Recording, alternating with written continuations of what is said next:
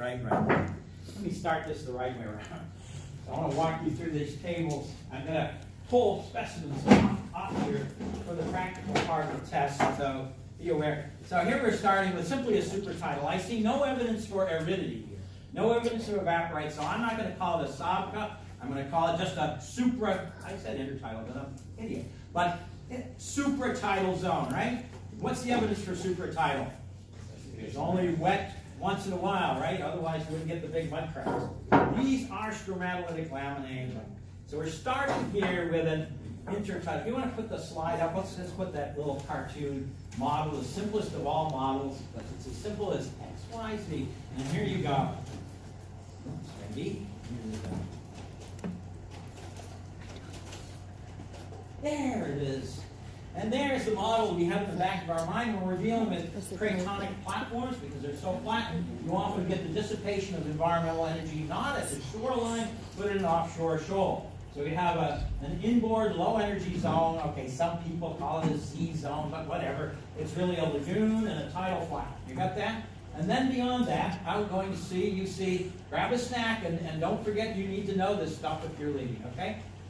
Very good. Next one is a high energy barrier or shoal. Yeah, what happens to smuggle. Anyway, so here you've got the shoal, high energy zone, Y zone by some people, and then further you're below normal wave base. You got it? The shoal is about at wave base. Are we clear on that? All right, so starting here with the supertidal, right? Now we see more mounded stromatolites and rip-up class and some bird's eye. What zone are we in? You can say Z, but let's be a little more specific than Z. Intertidal zone. Once again, we show some rip-up class.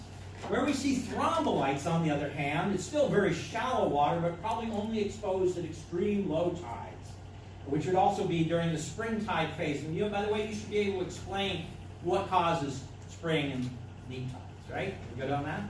Want me to go through it? It's when the moon and sun are aligned that you get the really strong tidal pull. Both high and low tides are strong twice a month because you get the new moon phase, full moon phase. Are we good on that? All right, well, this is the shallow subtidal, or lagoon, if you will. You see oncolites are very characteristic of wave-rolled structures, but they don't get rolled all the time. It's a generally low energy setting we're talking about. Can you go up and, since you're still here, just point to various spots as I talk about them? Okay, so we've come up, we're in a stratigraphic section. When we look at a stratigraphic section, which way do we read it? From the bottom up or from the top down? Huh?